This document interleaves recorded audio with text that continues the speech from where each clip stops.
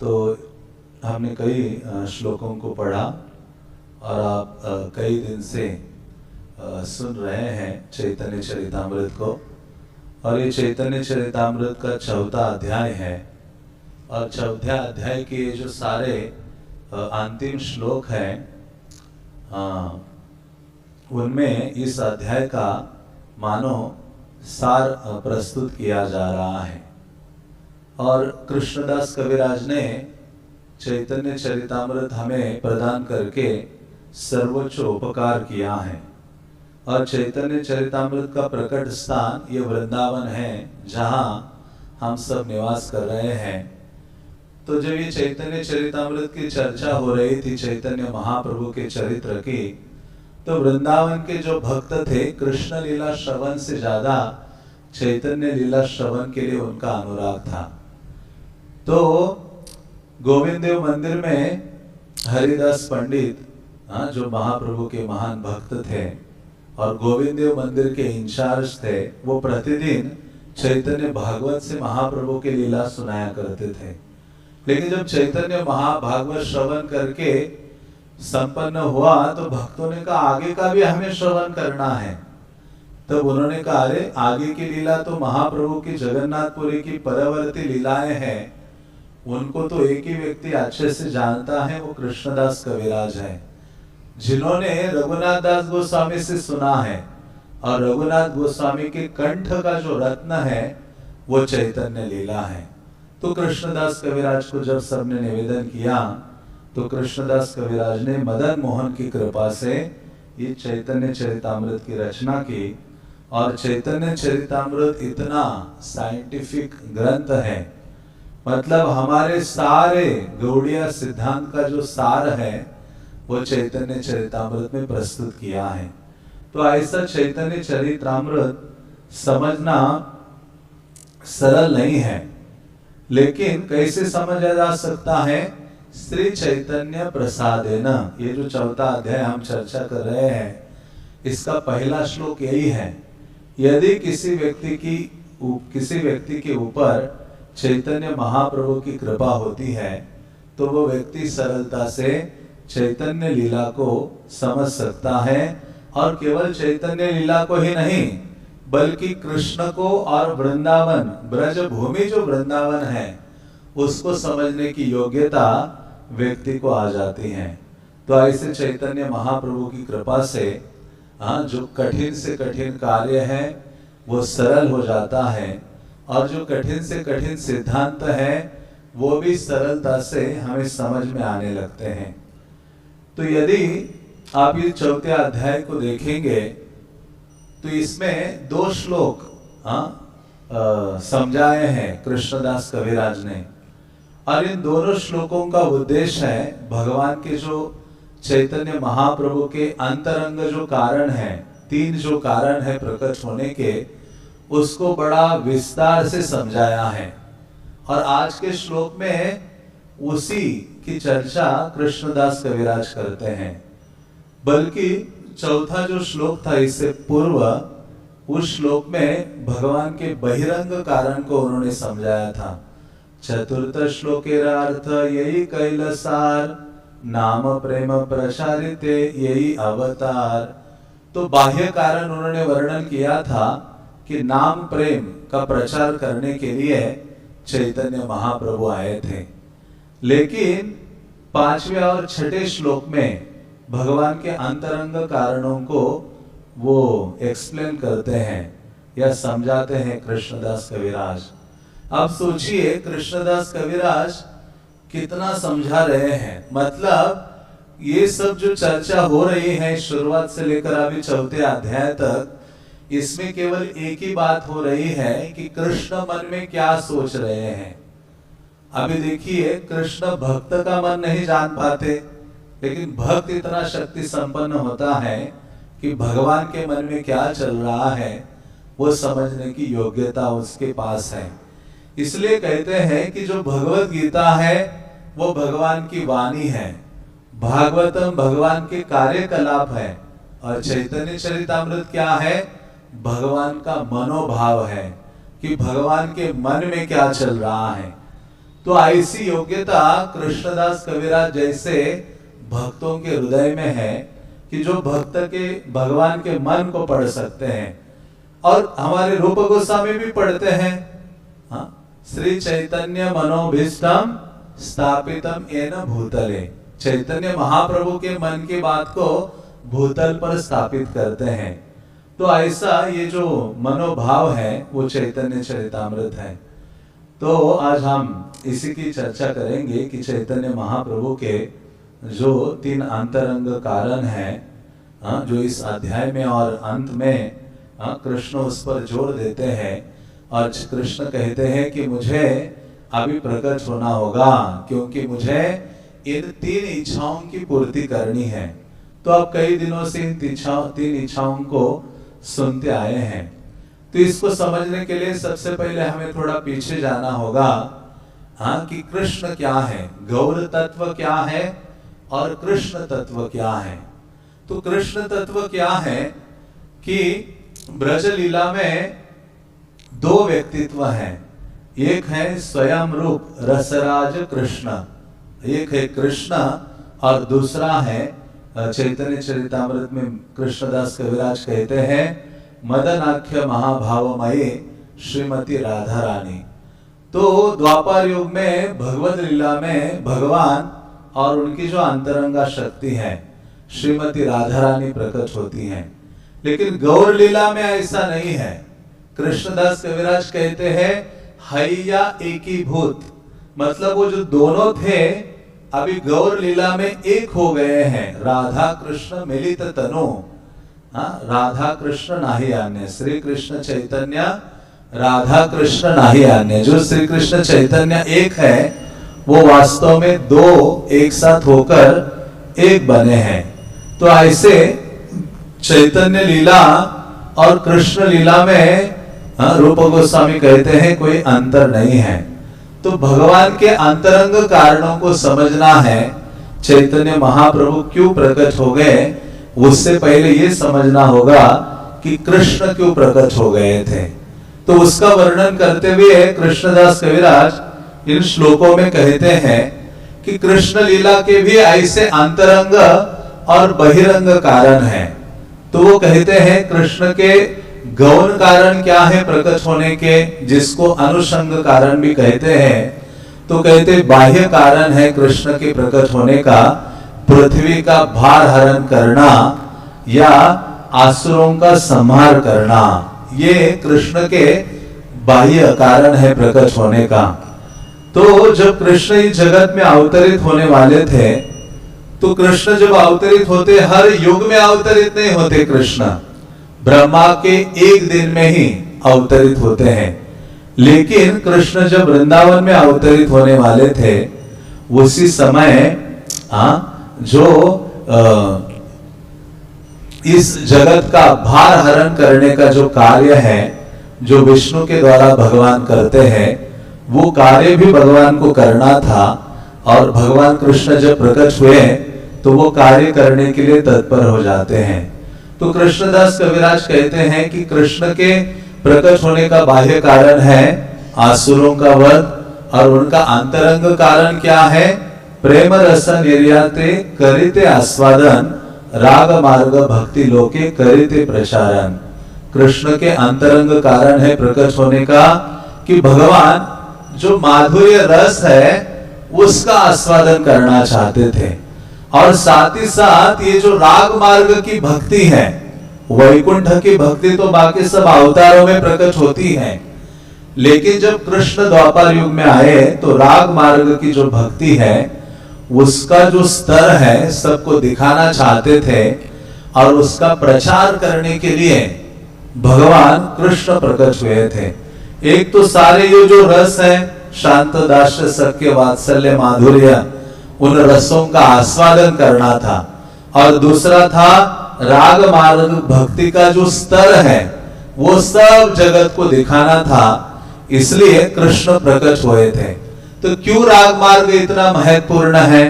चैतन्य चरितामृत में कृष्ण कहे, चैतन्य महाप्रभु कहते हैं स्वयं, क्योंकि जो ऐश्वर्य भाव है जिसके द्वारा वैकुंठ प्राप्ति व्यक्ति करता है।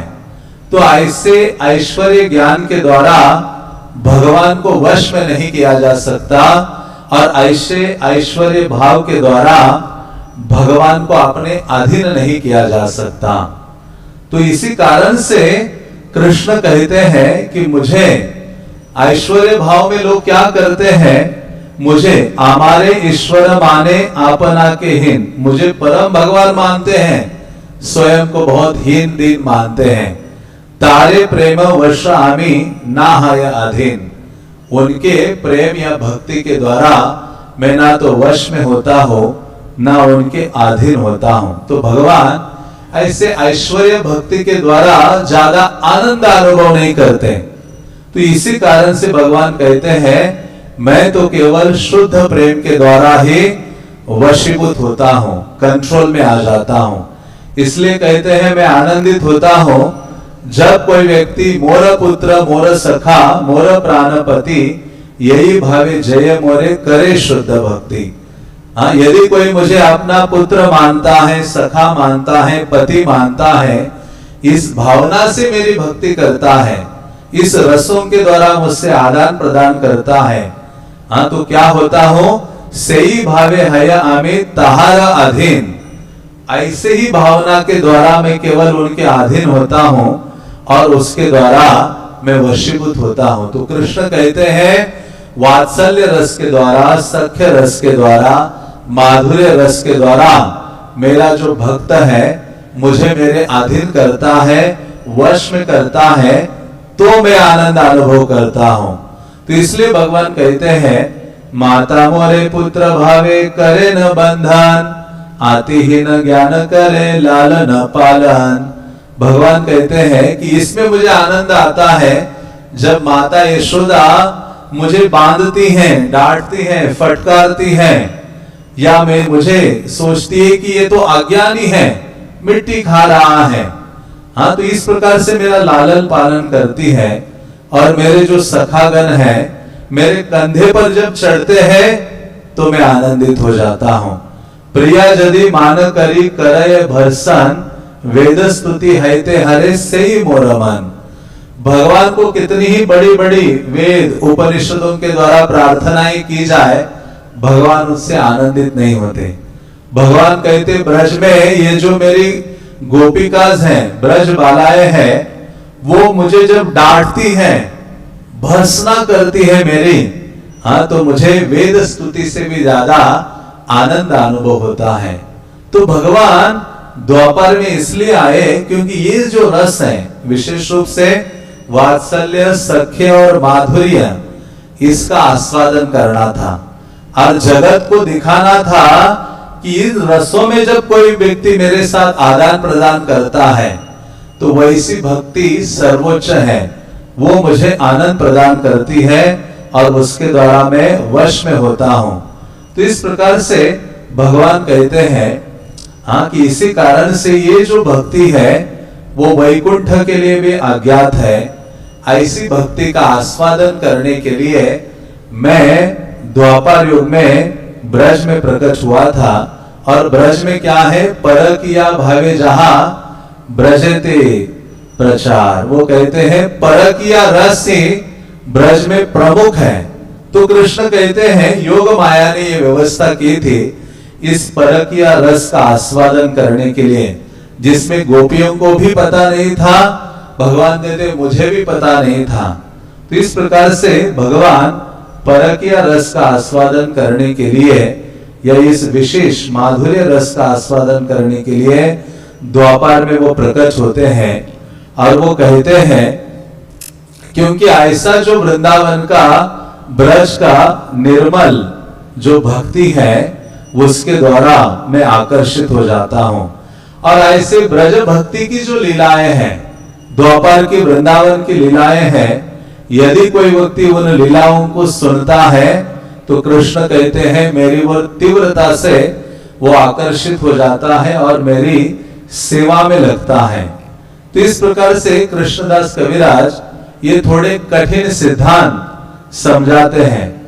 तो ऐसे कठिन सिद्धांत तो हमारे दिमाग में घुसना हमारे लिए बहुत कठिन हो जाता है। तो कृष्णदास कविराज कहते हैं इन सिद्धांतों में आनंद किसको आएगा? जो व्यक्ति कोकिल के समान होंगे, कौवे की तरह नहीं। वो कहते हैं जिस प्रकार से आम्र के नव पल्लव उदित होते हैं और उसमें कोकिल आनंद लेती है, उसी प्रकार से ये चैतन्य लीला और कृष्ण लीला के जो सिद्धांत है वो कोकिल समान जो भक्त है वही उसमें आनंद ले सकते हैं। और वो कहते हैं कि जो व्यक्ति ऊंट के समान है, हाँ, ऐसा व्यक्ति इस लीलाओं में आनंद नहीं ले सकता। अभक्त वृष्टेरे इथे नाही प्रयोजन। वो कहते हैं जो अभक्त है और जो ऊंट के समान एटीट्यूड मनोवृत्ति रखता है, ऐसा व्यक्ति इन सिद्धांतों का आस्वादन नहीं कर सकता, ना इन सिद्धांतों को वो सरलता से समझ सकता है। तो सबसे पहले तो ये जाना कि कृष्ण आने का बाह्य कारण है आसुरों का वध और अंतरंग कारण है रसों का आस्वादन करना, और राग मार्ग की भक्ति कितनी श्रेष्ठ है उसके द्वारा मेरा भजन करना, इसको कृष्ण प्रेरित करते हैं जगत के लोगों को। तो उसी प्रकार चैतन्य लीला में भी वैसे ही देखा जाता है। चैतन्य लीला में भी बाह्य कारण है कृष्ण के प्रकट होने के और अंतरंग कारण है कृष्ण के प्रकट होने के। तो बाह्य कारण क्या है?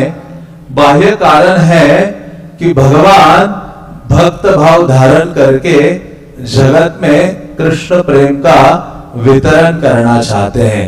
सेई द्वारे अचंडाले कीर्तन संचारे नाम प्रेम माला गाथी परायल संसारे। कि नाम प्रेम की ये माला चैतन्य महाप्रभु हर एक व्यक्ति को पहना रहे हैं। तो इस प्रकार से चैतन्य महाप्रभु भक्त भाव अंगीकार करके अपने आचरण से भगवत भक्ति की शिक्षा प्रदान करते हैं।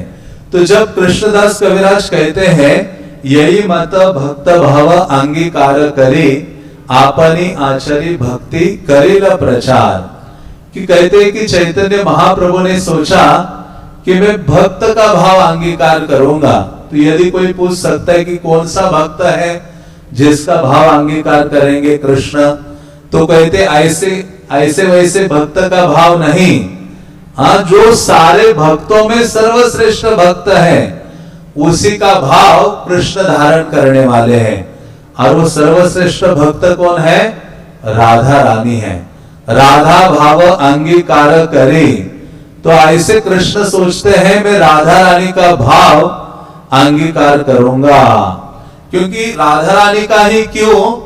क्योंकि राधा रानी माधुर्य भाव की सर्वोच्च शिरोमणि है, श्रृंगार रस की सर्वश्रेष्ठ आराधिका है।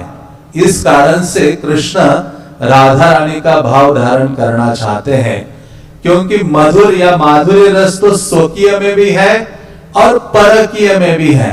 स्वकीय मतलब जितनी सारी ये जो रानियां हैं रुक्मिणी आदि, परकीय मतलब जितनी सारी गोपांगनाएं हैं। तो परकीय रस श्रेष्ठ है और ऐसा परकीय रस ब्रज की बालाओं में सर्वश्रेष्ठ या सबसे अधिक माना जाता है। इसलिए कृष्णदास कविराज कहते हैं तार मध्य श्री राधाय भावेर अवधि। उन सब में राधा रानी का जो भाव है वह सर्वश्रेष्ठ है। अतएव सही भाव अंगीकार करी साधि लेना निज वांछा गौरांग श्रीहरि। इसलिए राधा रानी का जो भाव है वो अंगीकार करके चैतन्य महाप्रभु अपनी जो इच्छा है वो पूर्ति करना चाहते हैं। तो ऐसी जो इच्छाएं हैं उसको कृष्णदास कविराज एक श्लोक में वर्णित करते हैं, और वो श्लोक जिसकी चर्चा आज के और कई सारे पिछले श्लोकों में आपने सुनी है। और वो श्लोक था राधा कृष्ण प्रणय विकृतिर आह्लादिनी शक्ति आसमान। तो वो कहते हैं जिसका लेखन स्वरूप दामोदर ने किया है। तो कृष्णदास कविराज कहते हैं कि चैतन्य महाप्रभु के 3 कारणों को समझने से पहले व्यक्ति को राधा रानी की जो स्थिति है ना उसको समझना चाहिए। राधा रानी कोई साधारण गोपी नहीं है, कोई साधारण भक्त नहीं है, कोई साधारण ब्रज की स्त्री नहीं है। राधा रानी का कोई अनुकरण नहीं किया जा सकता। वो कहते हैं जब ये बात होती है तो पहले राधा रानी की स्थिति, कौन है राधा रानी, उसको समझेंगे तब जाकर राधा रानी के भाव को समझ सकते हैं, उनके अंग कांति को समझ सकते हैं। तो वो कहते हैं राधा रानी कौन है? राधिका है न कृष्णेर प्रणय विकार, स्वरूप शक्ति आह्लादनी नाम जार। राधा रानी क्या है? कृष्ण का जो प्रेम है, जो मूर्तिमान रूप धारण करता है, वो श्रीमती राधा रानी है। भगवान का जो स्वरूप शक्ति है, वो श्रीमती राधा रानी है। आह्लादनी शक्ति, आह्लादनी शक्ति का अर्थ है कृष्ण करे आस्वादन, जिस शक्ति के द्वारा कृष्ण स्वयं आनंद आस्वादन करते हैं, और करे भक्तेर पोषण, जिस शक्ति के द्वारा कोई भक्त भक्ति कर रहा है तो उस भक्त को आनंद देने का कार्य या भक्त का भक्ति में पोषण करने का कार्य भगवान की ये आह्लादनी शक्ति करती है। मतलब भक्त भी जिस शक्ति से आनंद अनुभव करता है और भगवान भी जिस शक्ति से आनंद अनुभव करते हैं, वो कौन है? श्रीमती राधा रानी, या वो आह्लादनी शक्ति है। इसलिए कृष्ण के अंतरंगा 3 शक्तियां हैं जिससे आप सब परिचित हैं। आह्लादनी है, संदिनी है, संवित शक्ति है। आह्लादनी शक्ति आनंद देती है और जो संवित शक्ति है वो ज्ञान चित शक्ति है, जिसके द्वारा व्यक्ति भगवान को जानता है। किसी भक्त में भगवान के नाम रूप गुण लीला उसके हृदय में प्रवाहित हो रहे हैं, उसका अर्थ है उस भक्त के हृदय में संवित शक्ति बढ़ रही है। और संवित शक्ति के मूर्तिमान स्वरूप कौन है? बलराम जी हैं या आध्यात्मिक गुरु हैं। तो इसी कारण से सारी शक्तियों में श्रेष्ठ शक्ति भगवान की आह्लादनी शक्ति है। इसी कारण से कृष्णदास कविराज कहते हैं राधिका सर्व आधिका, सारी शक्तियों में राधा रानी सर्वश्रेष्ठ है। चाहे वो लक्ष्मियां हो, द्वारका की रानियां हो, वृंदावन की ब्रजांगनाएं हो, इन सबसे श्रेष्ठ श्रीमती राधा रानी है। ऐसी भगवान की ये परम शक्ति है। और ऐसी परम शक्ति श्रीमती राधा रानी को जब भगवान कृष्ण देखते हैं तो भगवान के हृदय में 3 इच्छाएं उत्पन्न होती हैं। तो चैतन्य महाप्रभु की जो बाह्य कारण थे प्रकट होने के, उनको जगत संबंधी कारण माने जाते हैं। मतलब वो जो बाह्य कारण है वही संसार से संबंधित है, जगत से संबंधित है। हाँ, जैसे अद्वैत आचार्य ने पुकार की तो महाप्रभु तैयार हो गए आने के लिए। हरि नाम देना था इसलिए आए, या उन्नत उज्जवल रस का प्रचार करना था इसलिए आए। तो ये बाह्य कारण थे 3, ये जगत से संबंधित थे। लेकिन जो निज संबंधी है, मतलब स्वयं से संबंधित जो कारण है, उनको अंतरंग कारण कहा गया है। और वो अंतरंग कारण आज के श्लोकों में वर्णित किया है। तो कृष्ण कहते हैं कि मैं द्वापर में आया, द्वापर में भी मेरी अतृप्त इच्छाएं थी, उनको मैंने रसों के द्वारा पूरा करने का प्रयास किया, लेकिन फिर भी 3 और इच्छाएं मेरी कमी रह गई। उन इच्छाओं की पूर्ति के लिए मुझे अभी जगत में जाना होगा। तथापि नहीं लती न वांछित पुराण, उन 3 इच्छाओं की पूर्ति करने के लिए भगवान आते हैं। और वो 3 इच्छाएं आप सब जानते हैं, लेकिन फिर भी मैं उनको रिपीट करता हूं। पहली इच्छा क्या थी? श्री राधाय प्रणय महिमा की दृशो। वो कहते हैं पहली इच्छा क्या है? राधा रानी के प्रेम की महिमा क्या है, या राधा रानी का प्रेम क्या है, या राधा रानी की प्रेम की महानता क्या है, या सरल भाषा में समझा जाए कि राधा रानी के प्रेम की गहराई क्या है, कितना गहरा राधा रानी का प्रेम है, ये किसको पता नहीं था? कृष्ण को पता नहीं था। और दूसरी इच्छा क्या थी भगवान की? मदीय अद्भुत मधुरिमा की दृशो। तो भगवान की जो अद्भुत माधुर्य है, माधुर्य का अर्थ है मधुरता, स्वीटनेस, या दूसरा अर्थ है सौंदर्य, कि भगवान का अद्भुत सौंदर्य क्या है जिसका आस्वादन राधा रानी करती है। हाँ, भगवान सोचते हैं कि मैं इतना सुंदर हूं, मेरे पीछे सब लोग पागल हैं, तो ये क्या मधुर सौंदर्य है मेरा जो मुझे पता नहीं है। हाँ, ये भगवान को पता नहीं था, ये भगवान को जानना था। और तीसरी चीज क्या है? सौख्यम चश मदनुभवात की दृशो। तो वो कहते हैं कि राधा रानी मेरा सौंदर्य आदि का जो आस्वादन करती है, और वो आस्वादन करके उसको हृदय में जो आनंद अनुभव होता है, वो आनंद मैं जानता नहीं हूं। वो क्या आनंद है?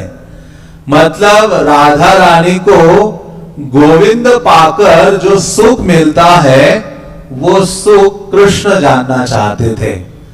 हाँ, भगवान कहते हैं उस माधुरी का आस्वादन जो राधा रानी करती है, उसका अनुभव मैं करना चाहता हूं। कीदृशम वेत्ति लोभात तद भावाड्य समझनि सचि गर्भ सिंधु हरिंदु। तो कृष्णदास कविराज कहते हैं इसी भावना को समझने के लिए, हाँ, जैसे चंद्रमा समुद्र से उदित हो जाता है, उसी प्रकार से सची माता के गर्भ से गौरचंद्र, हाँ, प्रकट होते हैं। कि दृश्यम वेत्ति लोभात, मतलब भगवान को भी लोभ प्रकट हो गया। हाँ, ये लोभात जो शब्द है, इसकी बहुत बड़ी व्याख्या एक प्रवचन में गौर गोविंद महाराज ने की थी। उसी में उन्होंने कहा कि कृष्ण का लोभ बढ़ता गया अलग अलग अवतारों में, इतना बढ़ता गया कि अंत में गौर लीला में जब वो आए तो उनका जो लोभ है वो पूरा हो जाता है। तो कहने का तात्पर्य है कि कृष्ण राधा प्रेम का आस्वादन करना चाहते हैं, या भक्त के प्रेम का आस्वादन करना चाहते हैं। मतलब एक भक्त एक बिंदु है, लेकिन राधा रानी उस प्रेम की क्या है? सिंधु है। हमारे जैसे साधारण भक्त को एक बिंदु हो सकती है, चाहे कोई वैकुंठ का प्रेम धारण करने वाला भक्त है, ध्रुव है, प्रहलाद है, शुकदेव है, नारद है, ये सब क्या है? भक्त प्रेम का एक बिंदु बोला गया है। लेकिन राधा रानी उस कृष्ण के प्रति प्रेम की सिंधु कहा गया है। हाँ, तो भगवान कृष्ण भक्त बनना चाहते हैं, मानो राधा रानी बनना चाहते हैं, वो राधा रानी का स्थान लेना चाहते हैं। हाँ, मतलब कई बार उन्होंने गोपी तो बने हैं। आप बरसाना में जाओगे, बरसाने की वासों को आस करे शिवशेष, झाकी महिमा क्या कहे जहां कृष्ण धरे सखी वेश। बरसाना में तो कई बार कृष्ण गोपी बने हैं, लेकिन कृष्ण ने कहा कि मुझे ऐसी गोपी बनना है, राधा रानी। मतलब तब कृष्ण क्या करते हैं? राधा रानी का हृदय अपने हृदय में धारण करते हैं। तो ये जो गोपी है, ये साधारण स्थिति नहीं है। ऐसे कहा जाता है कि ये जो भक्ति का ये जो भवन हम बना रहे हैं अपने जीवन में, और गोपी भाव की इच्छा धारण कर रहे हैं, वो साधारण स्थिति नहीं है। ये जो भक्ति का भवन बना रहे हैं, उसकी नींव है शांत रस, और उसका जो फर्श है वो है दास्य रस। उसके जो खंबे हैं, हाँ, वो है सख्य रस, और उसका जो छत है घर का, वो है वात्सल्य रस, और उसका जो शिखर है वो माधुर्य रस है। और शिखर के ऊपर भी जो ध्वजा लहरा रही है ना, जैसे जगन्नाथ मंदिर के ऊपर, उसको कहा गया है गोपी भाव। तो इतनी उन्नत अवस्था है, और उसी को बोला गया है कृष्ण दर्शन लालसा। तो ये साधारण वस्तु नहीं है। हाँ, ये अपने बलबूते पर प्राप्त नहीं की जा सकती। तो ये जो चीज है वो बहुत दुर्लभ वस्तु है। तो ऐसे जो कृष्ण है अपनी इन इच्छाओं को पूर्ति करने के लिए इस जगत में आते हैं। राधा रानी के प्रेम को समझना चाहते हैं कि राधा रानी का प्रेम क्या है। कृष्ण सोचते हैं कि मैं तो रसराज हूं, सारे रसों का मूल कारण हूं, मैं पूर्णानंदमय हूं, हाँ मैं परम आध्यात्मिक सत्यमय हूं। लेकिन फिर भी राधा रानी का जो प्रेम है वो मुझे उन्मत्त कर देता है, पागल कर देता है। हाँ मैं राधा रानी के प्रेम की शक्ति को नहीं जानता हूं। वो कहते हैं कि राधा रानी का जो प्रेम है वो गुरु है और मैं शिष्य होकर राधा रानी के इशारे पर नाचता हूं। तो उस प्रेम को मैं जानना चाहता हूं, समझना चाहता हूं। हाँ इस प्रकार से भगवान कहते हैं। और दूसरी बात भगवान कहते हैं कि मेरा अद्भुत सौंदर्य क्या है, मेरा अद्भुत माधुर्य क्या है। तो भगवान अपने सौंदर्य के प्रति आकृष्ट हो जाते हैं। एक बार भगवान द्वारका में अपने महल से ऐसे चल रहे थे, तो एक ऐसा खंबा देखा भगवान ने सामने। खंबा देखकर भगवान कहते हैं क्वा चमत्कारिक पुरुषः, मतलब स्वयं को उस खंबे में देखा, कृष्ण ऐसे रुक गए। उन्होंने कहा ये चमत्कारिक पुरुष कौन है। मतलब अपने आप के प्रति, स्वयं के प्रति भगवान ऐसे आकृष्ट हो गए कि इतना सौंदर्यवान पुरुष कौन है। तो इसलिए वो कहते हैं कि मेरा सौंदर्य क्या है जिसको राधा रानी आस्वादन करती है। आस्वादिते हये लोभ आस्वादिते नारी, मैं उसको आस्वादन करना चाहता हूं। तो भगवान अपने सौंदर्य और माधुर्य का आस्वादन करना चाहते हैं, जिस सौंदर्य के पीछे गोपियां पागल है, ब्रह्मा जी को गालियां देती हैं, कोटि नेत्र नाहि दिले सबे दिले दुही। कि कहते कि कृष्ण के सौंदर्य का आस्वादन करने के लिए 2 नेत्र दिए हैं, उसमें क्या होने वाला है। ताहाते निमिष कृष्ण की देखी वो मुई, वो कहते हैं 2 नेत्र दिए, उनमें भी ये पलके मुझे दी हैं जिसके द्वारा कृष्ण को देखने के लिए हमें बाधा हो रही है। हाँ तो इसको कहते कृष्ण दर्शन लालसा। हमें पूरे दिन यहाँ खड़ा किया जाए गोविंद देव को देखने के लिए, हम भाग जाएंगे क्या, भी बहुत हो गया। हाँ लेकिन गोपियां जब कृष्ण सामने से गुजरते और राधा रानी ऐसे देखती है कृष्ण को, कृष्ण आके चले भी जाते तो केवल कृष्ण का मोर पंख देख पाती है, इतना डिटेल सौंदर्य भरा पड़ा है। तो वो गोपियां कहती हैं कि कृष्ण को देखने के लिए 2 आंखें नहीं, हमें करोड़ों आंखें चाहिए। तो इस प्रकार से वो तृप्त नहीं होती। हाँ और राधा रानी का जो सुख आस्वादन है, मतलब राधा रानी कृष्ण के सौंदर्य को देखकर, कृष्ण को प्रेम करके, कृष्ण की सेवा करके हृदय में जो आनंद अनुभव करती है, वो आनंद कृष्ण अनुभव करना चाहते हैं। तो वो साधारण आनंद नहीं है, वो काम से परे आनंद है। इसलिए गोपियों का जो प्रेम है वो समझने के लिए जानना होगा कि गोपियों का प्रेम को क्या बोला गया है। चैतन्य चरितामृत में बोला गया है रूढ़ भाव। रूढ़ भाव का अर्थ है विशुद्ध, निष्कलंक और काम वासना से पूर्णता रहित। जब तक व्यक्ति के अंदर क्षुल्लक थोड़ी भी काम वासना है, इस संसार को भोग करने की थोड़ी भी इच्छा है, वो गोपी शब्द को समझ नहीं सकता। गोपियों के भावों को, इस विषयों को समझने की योग्यता नहीं है। हाँ इसके लिए योग्यता क्या है, पूर्णतः हाँ काम से रहित होना होगा। इसलिए कहा है आत्मेंद्रिय प्रतिवांछा तारे बलि काम। हम सुबह से शाम तक अपनी ही बारे में सोचते रहते हैं, अपने ही इच्छाओं को पूर्ति करने में सोचते रहते हैं, अपने ही सुख की चिंता करते रहते हैं। लेकिन गोपियां क्या है, सर्व त्याग करी करे कृष्णेर भजन, कृष्ण सुख हेतु करे प्रेम सेवन। उनको अपनी चिंता नहीं है, अपने खाने पीने रहने आदि की किसी की चिंता नहीं है। वो 24/7 केवल कृष्ण को आनंद देने के बारे में सोचते हैं, दूसरी कोई उनकी इच्छा नहीं है। तो ऐसे गोपियों में श्रीमती राधा रानी सर्वश्रेष्ठ है और राधा रानी के द्वारा प्रदत्त ये जो भाव है उसको धारण करने के लिए कृष्ण इस जगत में प्रकट होना चाहते हैं और प्रकट होकर उस दिव्य रस का आनंद अनुभव करना चाहते हैं जो श्रीमती राधा रानी आनंद आस्वादन करती है। और इन श्लोकों में चैतन्य चरितामृत के कृष्णदास कविराज कृष्ण के मनोभाव को प्रकट करते हैं और वो कृष्ण सोच रहे हैं इन श्लोकों में। कृष्ण कह रहे हैं कि मेरा जो रूप है करोड़ों कामदेवों से भी अधिक सौंदर्यमान है, सारा जगत मेरी ओर आकर्षित होता है, काम भी मेरी ओर आकर्षित होता है, लेकिन फिर भी मेरे नेत्र राधा रानी को देखकर ज्यादा आनंद अनुभव करते हैं।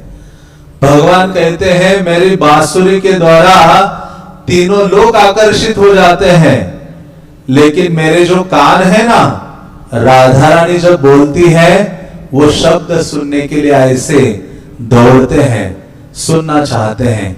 भगवान कहते हैं मेरे शरीर की सुगंध से ये त्रिभुवन सुगंधित है, सारे सुगंध की जड़ मेरे शरीर से निकले वाली सुगंध है। लेकिन भगवान कहते हैं मेरा मन और हृदय राधा रानी का जो अंग गंध है उसके द्वारा मोहित हो रहा है। भगवान कहते हैं सारी सृष्टि मेरे द्वारा रसपूर्ण है, लेकिन फिर भी मैं राधा रानी के प्रदत्त, राधा रानी के द्वारा जो प्रदत्त रस है उसका आस्वादन करना चाहता हूं। भगवान कहते हैं मेरे द्वारा सारे जगत में शीतलता है, लेकिन भगवान कहते हैं राधा रानी के स्पर्श से मेरे अंदर सभी शीतलता मुझे प्राप्त होती है। तो इस प्रकार से इन श्लोकों में, पिछले श्लोकों में और आज के इन श्लोकों में कृष्ण अपना ये सब विचार किए और विचार करके क्या कहते हैं, आमा हायते राधा पाए जय जातीय सुख तहा आस्वादिते आमी सदा ही उन्मुख। तो राधा रानी जो सुख अनुभव करती है उस सुख को मैं क्या करना चाहता हूं, अनुभव करना चाहता हूं। तो इसलिए जो हमने कुछ श्लोक पढ़े आगे के, उनमें एक श्लोक में कृष्ण कहते हैं राधिकार भाव कांति अंगकार अंगीकार विने सेति न सुख कबो न है आस्वादने। तो कृष्ण अंततः सोचते हैं कि जब तक मैं राधा रानी की अंग कांति धारण नहीं करूंगा तब तक मैं ये जो तीन सुख है उसका आस्वादन नहीं कर पाऊंगा। और बिल्कुल यही बात द्वारका में रुक्मिणी ने भी भगवान कृष्ण को बोली थी। क्योंकि कृष्ण सुबह सुबह सत्यभामा के महल से जब रुक्मिणी के महल में आए और रुक्मिणी ने उनके चरण धोने के लिए पात्र रखा था, भगवान बैठ गए सिंहासन पर, रुक्मिणी ने भगवान के चरण ऐसे हाथ में पकड़े और चरण पकड़कर इतने रोने लगी कि आपने आंसुओं के द्वारा उन चरणों का अभिषेक किया। और भगवान ने कहा हे रुक्मिणी क्या हो गया, इससे पहले भी कई बार मैंने आपको देखा है लेकिन ऐसे कभी रोदन आपने किया नहीं। मां रुक्मिणी कहते हैं कि आपके चरणों के प्रति जो प्रेम और भक्तों को जो आनंद अनुभव होता है चरणों की सेवा करके, चरणों को देखकर, वो आप नहीं समझ सकते। और रुक्मिणी रोती जा रही है। तो कृष्ण कहते हैं कि फिर मैं कैसे समझ सकता हूं। तो रुक्मिणी कहती है यदि राधा भाव हृदय करे आरोपान तबे से जानी बनी जब प्रेमार लक्षण। तो रुक्मिणी बिल्कुल चैतन्य चरितामृत का ही श्लोक बोलती है। वो कहती है यदि राधा भाव हृदय करे आरोपण, हे कृष्ण आप सर्वज्ञ हो सकते हैं, आप सबके ज्ञाता है, लेकिन भक्त के हृदय के ज्ञाता नहीं हो सकते आप। तो इसलिए आपको राधा रानी के भाव को धारण करना होगा, तब आप उस प्रेम को जान सकते हैं। हाँ, तो कृष्ण क्या करते हैं, तब राधा रानी का भाव और राधा रानी की जो अंग कांति है उसको चुरा लेते। इसलिए कृष्ण को कहा गया है चोर अग्रगण्य। हाँ, चोरों में सबसे बड़े चोर हैं। ये माखन आदि चोरना छोटी बात है। हाँ, हरि इसलिए कहते हैं कि हृदय को हरण करते हैं। तो राधा रानी के हृदय को चुराया है और राधा रानी के अंग कांति को चुराया है। हाँ, तो भगवान ने अपने हृदय को राधा रानी का हृदय बनाया है। इसलिए कहते पुराणों में एक वर्णन आता है कि एक बार कृष्ण बहुत ऐसे व्याकुल हो गए और एक बार बैठे थे और वो स्वयं को बहुत अपूर्ण महसूस कर रहे थे। तो सारे वेद पुराण सबको बुला लिया भगवान ने। तो सारे वेद उपनिषद पुराण आ गए। वो तो डरते हैं, वेद ये सब पुराण सब भगवान की स्तुति करते हैं। तो उस समय सबको बुलाया और सबने कहा, भगवान ने कहा मैं तो परम भोक्ता हूं और फिर भी आनंदमय भ्यासात, मैं आनंद का मूर्तिमान स्वरूप हूं, फिर भी मैं पूर्ण आनंद नहीं अनुभव कर रहा हूं। तो आप बताइए। तो वेद खड़े होकर कहते हैं ओम पूर्णमिदः पूर्णमदः, क्या आप तो पूर्ण है, ये है वो है। तो सब ऐसे बोल बोल के चुप हो गए। लेकिन वहां श्रीमद् भागवतम खड़ा था और भक्ति विनोद ठाकुर एक आर्टिकल लिखे हैं। उस आर्टिकल में कहते हैं भागवतम की विशेषता क्या है। वो कहते हैं भागवतम की विशेषता है भागवतम किसकी चापलूसी नहीं करता है।